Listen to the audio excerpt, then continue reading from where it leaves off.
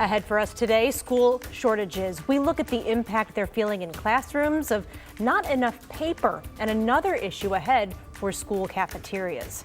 Plus the delivery rush. We put the Postal Service to the test as we hit now the busiest few weeks for packages and letters all year long. And you may pay for it. Buffalo School Superintendent proposes some raises for district staff. We look at the numbers, the reasoning, and where it all goes from here. And we're glad you're here with us. First on today's town hall, we're not talking about a run on toilet paper like we did last year at our local stores, but other paper products are apparently getting clogged up in the supply chain. Channel 2's Ron Plants says making copies requires more of a deliberative process to make sure there's enough paper to go around, especially for some local schools. We explained back in September that paper was in peak demand due to a shortage in the pulp pipeline, especially since the commodity pulp wood used to make it had shot up by 50%, and paper itself went up by over 14% in price, figuring in labor shortages in the paper mills as well. Now, in this increasingly digital age in which we live, and with all the experience that school districts have had with remote learning, you might think that there wouldn't be that much of a demand for paper. Well, we're hearing that some school districts are still looking for it. There was a time about 2 months ago when we were really concerned about having enough. We were able to go to an alternate vendor, New York State contract approved, and get a pallet shipped. So we've got a couple of good sources that are keeping us above water. That is not the case in some other districts where teachers are being told to limit or avoid use of the copiers. Even toner may be in shorter supply. And now some educators are even going with two-sided printing to cover their shortage. Also, some elements of education are still paper intensive. There is a need for paper in certain situations. I could tell you right now, we're taking the 3 through 8 tests using the computer.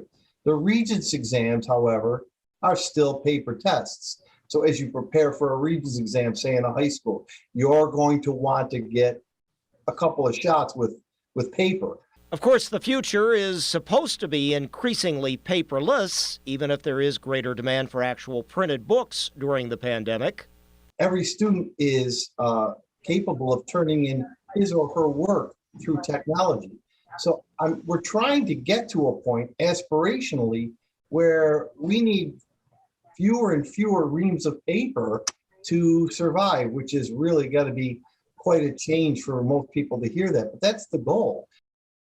So in tandem with getting and maintaining the supply of laptops, school districts got to keep paper in stock as well. Michael and Kate?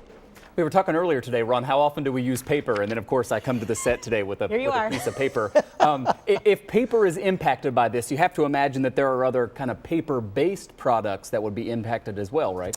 Yeah, it was interesting. We found this out in the school cafeteria. Superintendent Lori tells me that in January, schools, restaurants, other meal providers must start following the state ban on polystyrene use. Those are those foam containers and even foam plates and cups they use for lunchtime. They're going to have to switch over to using, you got it, paper plates to serve those cafeteria meals. Maybe use paper cups and straws as well, an unintended consequence with this paper shortage. So Lori says right now as food service manager and purchasing agents try to make sure they order enough paper plates and all those supplies. And Kate, I will point out to you, his name is Michael, right? Doesn't he have a connection with Dunder Mifflin, maybe the Wilkes-Barre Scranton branch? Can he hook us up with that guy named Dwight to help us out? Well, I was going to say he better hang on to that paper because it's really going to be worth something. Yeah. Come on, Mike. You can work this out for us. Listen, at least it's not the TP shortage that we went through. It could be worse, but it is serious. Ron Plants, thank you so much for that. Thank you, Ron. Well, something that is not in short supply, packages that need to be delivered during this busy holiday shipping season. With a week and a half until Christmas, there are some big deadlines coming up if you want your presents to make it there on time. Yeah, no doubt about that. The U.S. Postal Service had a tough go of it last holiday season, but there have been a lot of changes. Tonight, what you need to know and a special 2 on Your Side investigation as we put the U.S. Postal Service to the test. The holiday hustle is here. And if you think you're busy, imagine being in the package delivery business. It's our Super Bowl, it's our Final Four, it's our World Series, all rolled into one. It's the most wonderful time of the year. Certainly the craziest. And we all remember how much of a mess it was with the U.S. Postal Service early in the pandemic and during the last holiday season. I mailed a package to California that took about a month to get there. There were lots of factors at play. You throw in traffic, you throw in COVID, you throw in the environment, the rain and everything, and we keep moving forward. That's what we do. This time around, the USPS has hired about 40,000 additional seasonal workers, and as part of a $40 billion 10-year investment, it's added new technology like machines that can process 3,200 parcels per hour. This is one of 112 machines we've installed throughout the country in the Postal Service. We are prepared for the holiday season. A season in which the Postal Service from Thanksgiving to New Year's Day will handle about 12 billion cards, letters, and packages. Considering those past problems, we wanted to put the USPS to the test. We've got some Channel 2 swag here. We're going to box it up and ship it to our sister station that is the farthest away in San Diego, California. Let's get this stuff in here. We tossed in a Daybreak mug, some Most Buffalo koozies, and other Channel 2 gear. San Diego reporter Shannon Handy did the same. Then we each drove to the post office with our priority flat rate packages. All right, here we are at the post office. Everything's packed up. We'll see how long it takes to get out to the West Coast. That was a Thursday. The packages were supposed to arrive the next Monday. How did it go? Got here pretty quick. Looks to be in pretty good condition. On time and in pretty good shape. Kudos to the Postal Service. But we wanted to take it a step further. 33 separate packages sent to and from 12 different cities, thanks to help from journalists at our other sister stations across America. We sent some first class, others by priority mail, and we closely tracked their expected delivery dates and when they were actually delivered. Of the 33 packages sent, 29 arrived on time or even a day or two earlier than scheduled. There were 4 exceptions. All of these were supposed to arrive in 4 days. The package to Florida took 5, Pennsylvania took 7, and Texas took 8. And another first-class package from Minnesota to Indy that should have taken 3 days took nearly 3 weeks.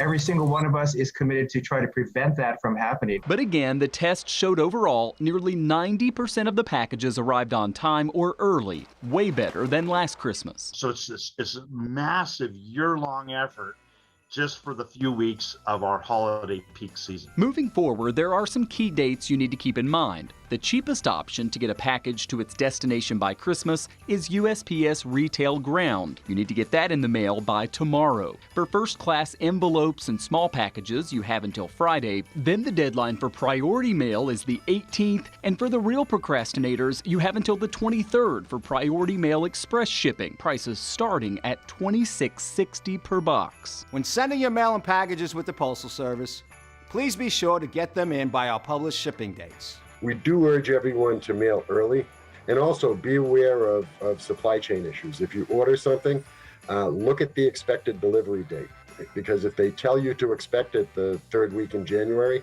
that doesn't mean it's going to be delayed in the mail all that time. That means they're not going to be able to ship it until the 2nd week in January, and that's something we have no control over. But once it gets into the mail stream, we'll get it to you quickly. A guarantee of sorts as the Postal Service works to repair its reputation and get gifts through the mail on time. So we mentioned there that there are more than 100 of those new high-speed sorting machines that really are making a big difference. We reached out to the Postal Service. The closest one to us is in Syracuse, New York, so it's kind of a regional thing. They're not all in, you know, every single city. But they say it's making a big difference. And just anecdotally, I don't know what your experience is, but it doesn't seem like we're hearing the complaints that we were hearing a year ago or early on in the pandemic. Yeah, I almost wondered if it was my expectations changing, where I just kind of thought, well, who knows, we'll see. Yeah. But I've definitely seen things sometimes seem like they're taking a long time, and other things show up right away. So it's sort of been a little bit erratic, but interesting to see there that, you know, almost 90%, that's still pretty good. Yeah, and then remember, this was just the U.S. Postal Service. You still have Amazon, which does a lot of its own stuff, plus UPS and FedEx, and so a lot to it. A lot of options, but if you don't shop early, then you're in trouble anyways. Yeah, exactly. All right, hey, we should mention this as well. Ahead on NBC Nightly News, after our 6 o'clock newscast, how one small business is in a race to get everything delivered on time this holiday season. NBC News' Jolene Kent talked with a boutique owner who says that he's been forced to move his own deadlines and resend orders to keep his customers happy. What do you risk losing if a package is late for the holiday season? A lot of times the blame gets shifted to the business. You know, people, even though it could be the mail carrier that lost the package, you know, and it's in their hands, but they still expect us to be responsible for it. So we do have a lot to lose if things get lost like that, depending on the situation, but we might just ship them another package, you know, and then we'll try and take care of the other one in the meantime. On Nightly News at 6:30, what you can do if your presents don't arrive on time. Coming up for us here at 5:30, though, a look at some of the numbers in the first real-world study of the Omicron variant and how the vaccines are dealing with it. You're watching the Daily Town Hall here at 5:30. We'll be right back.